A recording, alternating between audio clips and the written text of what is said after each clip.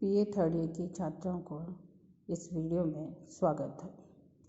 आज हम BA part third के राजनीति विज्ञान के फर्स्ट पेपर पाश्चात्य राजनीति विज्ञान के अंतर्गत हम प्लेटो की साम्यवाद की चर्चा करेंगे। प्लेटो ने आदर्श राज्य के में न्याय स्थापित करने के लिए शिक्षा के साथ साथ साम्यवाद के सिद्धांत को भी अनिवार्य माना है। साम्यवाद सामाजिक व्यवस्था है और इसका जिसका उद्देश्य है कि समाज में न्याय और शिक्षा व्यवस्था के होते हुए भी वह बाह्य आकर्षण और सांसारिक मोह से दूर रहे और जिससे कि वह अपने कर्तव्य का पालन सही प्रकार से कर सके। प्लेटो का साम्यवाद कोई नया नहीं है। प्लेटो के पूर्व भी यूनान के स्पार्टा में साम्यवाद की बात की है, जहाँ पर स्त्रियों को राज्य हित की दृष्टि से उन्हें पूरे सामाजिक व्यवस्था में और राजनीतिक व्यवस्था में एक प्रधानता दी गई है। अब हम बात करते हैं प्लेटो के साम्यवाद के आधार की बात। प्लेटो ने साम्यवाद के 3 आधार बताए हैं: मनोवैज्ञानिक, राजनीतिक और दार्शनिक।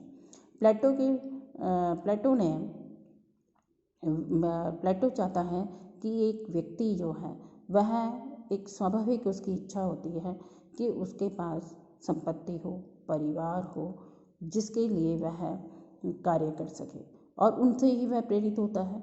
इसीलिए उसने कहा कि एक व्यक्ति की जो कमजोरी है संपत्ति और परिवार, उससे दूर रखा जाना चाहिए, जिससे कि वह निस्वार्थ रहकर कार्य कर सके। अब यहाँ पर बात हम जब करते हैं तो ये जो साम्यवाद है वह उत्पादक वर्ग के लिए आवश्यक नहीं है, वरन संरक्षक वर्ग अर्थात शासक और सैनिक वर्ग के लिए आवश्यक है।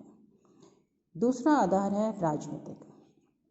प्लेटो का मानना है कि यदि राजनीतिक और आर्थिक शक्तियाँ एक हाथ में होंगी तो वह सही प्रकार से कार्य नहीं कर सकेगा और उसके दुष्परिणाम भी होंगे। इसीलिए उसने कहा कि शासन के लिए आवश्यक है कि वह सही इन शक्तियों को, आर्थिक और राजनीतिक शक्तियों को अलग अलग हाथों में सौंपा जाए। तीसरा आधार है दार्शनिक।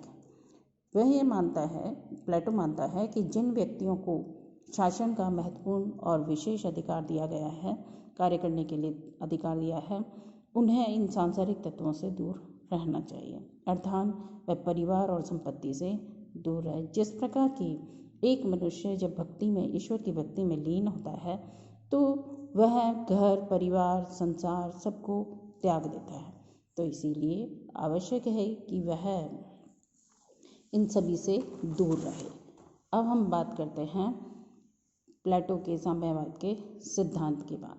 प्लेटो का जो सिद्धांत है वह उत्पादक वर्ग के लिए नहीं है, संरक्षक वर्ग के लिए। तो हम ये प्लेटो ने 2 प्रकार के साम्यवाद की बात की है। प्लेटो का एक तो है संपत्ति का साम्यवाद और दूसरा है परिवार या स्त्रियों का साम्यवाद। प्लेटो के अभिभावक या संरक्षक वर्ग के लिए, जो कि शासक और सैनिक वर्ग आते हैं, उनके लिए संपत्ति के साम्यवाद की आवश्यकता मानी है।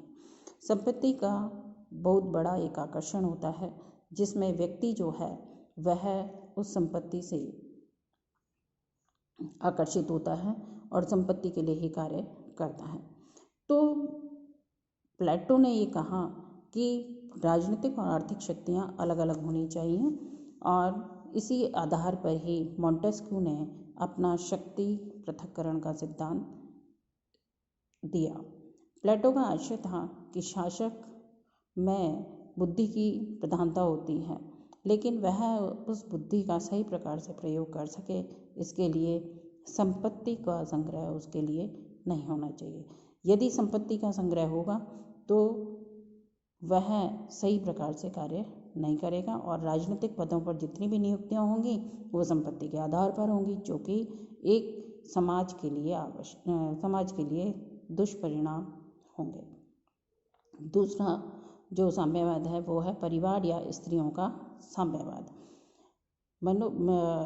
अभिभावक वर्ग के लिए संपत्ति के साथ साथ परिवार या स्त्रियों का साम्यवाद भी होना चाहिए, अर्थात उसे कंचन कामिनी से दूर रहना चाहिए, जिससे कि वह उससे आकर्षित ना हो और वह उनसे दूर रहकर ही अपने उद्देश्य को, अपने कार्य को संपन्न कर सके। इसके बावजूद भी उसने ये बात बताई कि वह परिवार से तो मुक्त रहेगा, लेकिन वह एक देश के लिए, राज्य के लिए सही संतान उत्पत्ति कर सके, श्रेष्ठ नागरिक उत्पन्न कर सके, इसके लिए उसने एक विवाह की एक निश्चित आयु स्थापित की है। स्त्री के लिए 20 से 40 वर्ष और पुरुष के लिए 25 से 55 वर्ष।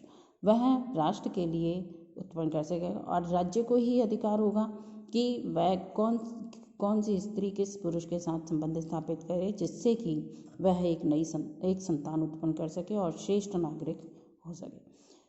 प्लेटो ने ये बताया कि इस आयु से पूर्व 20 की आयु से पूर्व स्त्री और 25 से पूर्व पुरुष जो भी अगर संबंध स्थापित करते हैं और संतान उत्पन्न होती है तो वह वैध नहीं होगी, और पुरुष 55 वर्ष के बाद और स्त्री 40 वर्ष के बाद यदि कोई संबंध स्थापित करती है और संतान उत्पन्न होती है तो वो वैध नहीं होंगे। लेकिन अब इसमें समस्या उत्पन्न होती है कि इनमें संबंध कैसे स्थापित होंगे। तो प्लेटो कहता है कि एक ही समय में उत्पन्न होने वाली सभी संतानें भाई बहन होंगे और उन सभी बच्चों के एक माता पिता जो एक ही समय में सभी उसके माता पिता होंगे।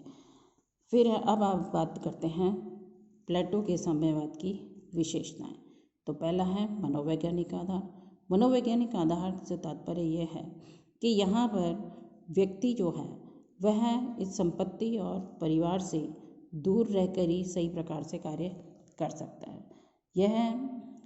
क्योंकि मनुष्य जो भी कार्य करता है वो इनसे प्रेरित होकर करता है, तो इससे दूर रहना चाहिए। फिर है उद्देश्य मानव प्रकृति को विकृति की ओर ले जाने वाली संस्थाओं और उनके भौतिक सुखों का निषेध करना, क्योंकि बाह्य जो संस्थाएं हैं और भौतिक सुख हैं वही उसको मार्ग से भ्रष्ट करती हैं, पथभ्रष्ट कर देती हैं। तीसरी विशेषता विवाह व्यवस्था का ध्येय धार्मिक अथवा प्रेम न होकर राज्य के लिए स्वस्थ संतानोत्पत्ति है, जिसमें कि प्लेटो ने उन्हें एक निश्चित आयु बताई है कि जिसके अंतर्गत वह रहकर अपनी संतान उत्पन्न कर सकते हैं और संबंध स्थापित कर सकते हैं। नेक्स्ट विशेषता है स्त्री पुरुष की शासन में समान अधिकारी। प्लेटो का यह एक क्रांतिकारी कदम था जिसके अंतर्गत उसने स्त्री और पुरुष को समान अधिकार दिए हैं, समान शिक्षा दी है कि वह भी एक शिक्षा की अधिकारी है और वह शासन कार्य में समान रूप से भागीदारी हो सकती है। नेक्स्ट विशेषता है विवाह की एक निश्चित आयु में उत्पन्न बच्चे वैध होंगे, अन्यथा नहीं होंगे। और इसलिए ये निश्चित करना राज्य का अधिकार है कि कौन स्त्री किस पुरुष के साथ संबंध स्थापित करेगी, कब संतान पैदा करेगी, और इसके आधार पर ही उसने श्रेष्ठ नागरिक उत्पन्न करने की व्यवस्था की है। तो ये तो हमने आज चर्चा की प्लेटो के साम्यवाद की।